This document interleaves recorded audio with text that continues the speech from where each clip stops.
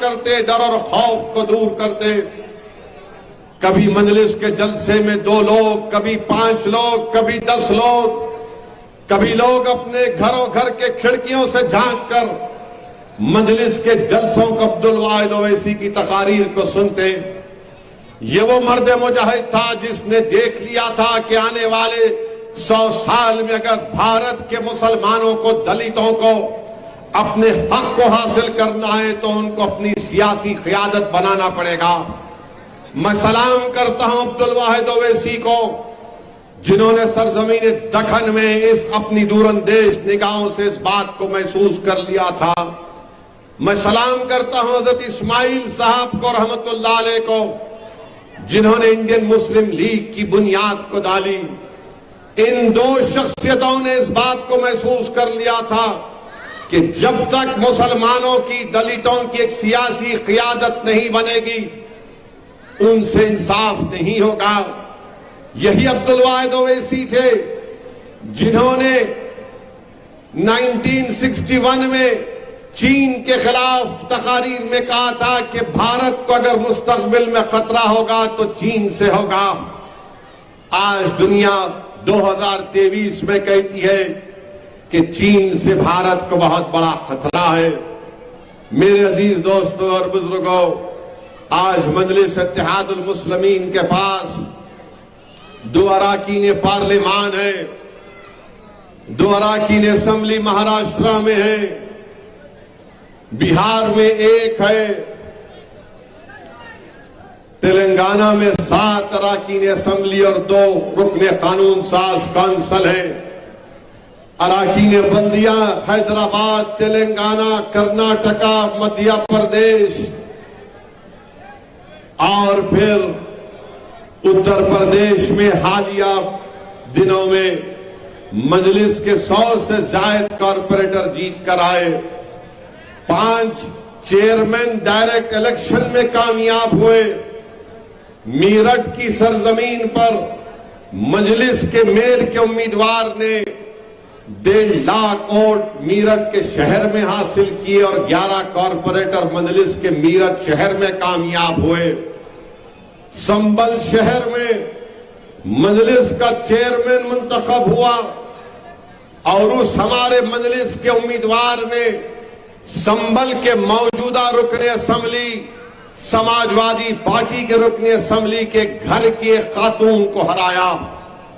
میں آج کے جلسے سے ان تمام اتر پردیش کے ان ذمہ داروں کو، ان لوگوں کو شکریہ ادا کرتا ہوں جنہوں نے مجلس کے حق میں اپنے ووٹ کا استعمال کیا۔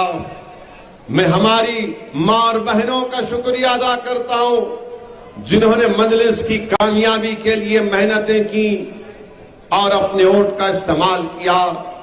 میں سلام کرتا ہوں سنبل کی ان ہماری ماں اور بہنوں کا جنہوں نے بھوک اور پیاس کو اور تکالیف کو برداشت کیا اور سنبل سے مجلس کے چیئرمین کو کامیاب کیا۔ یہ ہماری ذمہ داری ہے کہ ہم مجلس کے پیغام کو لے کر اور آگے بڑھیں، بھارت کے کونے کونے میں جائیں اور مجلس اتحاد المسلمین کو مضبوط کریں۔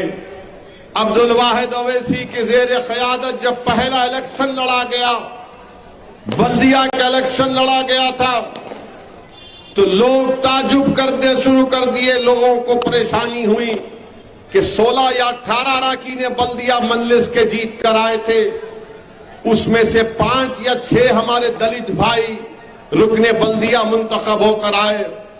تو راتوں رات کانگریس کی حکومت نے جب حیدرآباد اور سکندرآباد کی بلدیہ الگ تھی تو مجلس کی بڑھتی ہوئی طاقت کو دیکھ کر اور مجلس کی کامیابی کے قدموں کو روکنے کے لیے انہوں نے حیدرآباد اور سکندرآباد کی بلدیہ کو ایک بنا دیا۔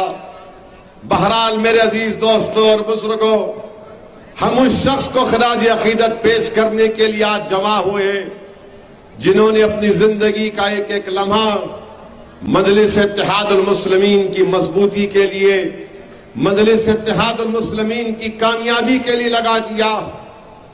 میری اللہ سے صرف یہی دعا ہے کہ اللہ سبحانہ و تعالی فخر ملت علیہ الرحمہ اور ان کے ساتھ وہ تمام جو ساتھیوں نے، ہمارے بزرگوں نے، جو اس وقت جب مجلس کے پاس کچھ نہیں تھا، جنہوں نے تکالیف اور مصائب اور مشکلات کو برداشت کیا، اللہ ہمارے تمام مرحوم قائدین کو، صدروں کو، اراکین کو اللہ ان کی مغفرت کرے، اللہ ان کے قبروں کو نور سے بھر دے، اور اللہ ہم تمام کو ان کا نیک نعم البدل بنائے، اور اللہ ہم کو توفیق دے کہ ہم ان کے راستوں پر چلیں۔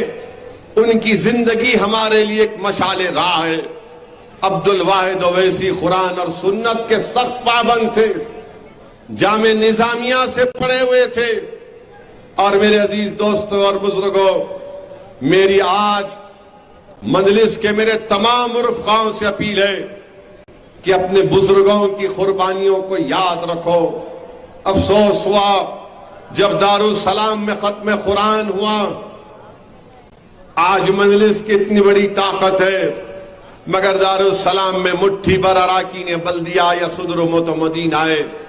یاد رکھو، اگر تم اپنے مرحوم قائدین کو بھول جاؤ گے تو پھر اس سے بڑا ناانصافی کوئی اور نہیں ہو سکتی ہے۔ عبد الواحد اویسی کو ان کی فاتحہ کے دن یا ان کی برسی کے دن لوگوں کی آنے کی ضرورت نہیں ہے، مگر ایک احساس ہمارے دلوں میں رہنا چاہیے کہ جب مجلس کے پاس کچھ نہیں تھا، نہ دارالسلام تھا، اور جب دارالسلام ملتا تھا تو سب سے پہلے سائیکل پر لوگ آتے تھے، رکشہ میں آتے تھے، بعد میں دور آیا تو موٹر سائیکل پر لوگ آئے۔ آج ماشاءاللہ اتنی گاڑیاں دارالسلام میں آتی ہیں کہ ایسا لگتا ہے کہ دارالسلام کا وسیع میدان گاڑیوں سے بھرا پڑا ہے، مگر یاد رکھو یہ گاڑیاں اس لیے آئیں کیونکہ اس وقت کے غریبوں نے اپنا خون پسینہ بہایا۔ آج یہ شان اور شوکت مجلس کے پاس اس لیے آئی کیونکہ انہوں نے بھوکے رہ کر، جیل کی سلاخوں میں اپنی زندگیاں گزار کر، زمانے اور ظالموں کا مقابلہ کر کے انہوں نے ہم کو یہاں تک پہنچایا۔ اس لیے ہم تمام کو ان مرحوم قائدین کی قربانیوں کو یاد رکھنے کی ضرورت ہے۔ میرے عزیز دوستوں اور بزرگوں، آج تلنگانہ ریاست میں 10 سال تلنگانہ ریاست کو بن کر مکمل ہوئے۔ بہت سے لوگ مجلس کے بارے میں تبصرہ کر رہے ہیں، بہت سی باتیں کی جا رہی ہیں۔ میں ان تمام لوگوں سے ہی کہوں گا، یاد رکھو مجلس اپنے موقف میں کبھی تبدیلی پیدا نہیں کرتی۔ جب تلنگانہ کا ایجیٹیشن عروج پر تھا، مجلس نے ایک فیصلہ لیا۔ لوگ لاکھ باتیں کہہ سکتے ہیں، تاریخ لکھنے والا لکھے گا کہ مجلس نے ایک فیصلہ لیا تھا، مگر ہم اپنے فیصلے سے پیچھے نہیں ہٹے۔ اگر آج مجلس کوئی فیصلہ لیتی ہے تو ہم اپنے فیصلے سے پیچھے ہٹنے والوں کا نام مجلس اتحاد المسلمین نہیں ہے۔ یاد رکھو، جو بڑی بڑی باتیں آج کر رہے ہیں، یہ اقتدار کسی کے پاس نہیں رہتا ہے۔ لوگوں کو بڑی غلط فہمی رہتی ہے کہ اقتدار ہمارے پاس رہے گا۔ اقتدار الیگزینڈر کے پاس نہیں رہا، اقتدار خلجیوں کے پاس نہیں رہا، چندرگپت موریہ کے پاس نہیں رہا، اقتدار بڑے بڑے بادشاہوں کے پاس نہیں رہا۔ تو اس لیے جو لوگ آج مجلس کے بارے میں بات کر رہے ہیں، بولیے آپ، مجھے کوئی اعتراض نہیں ہے، جمہوریت ہے، مگر ہم جب کوئی فیصلہ لے لیتے ہیں تو انشاءاللہ تعالی اس فیصلے سے پیچھے ہٹنے والی جماعت کا نام مجلس اتحاد المسلمین نہیں ہے۔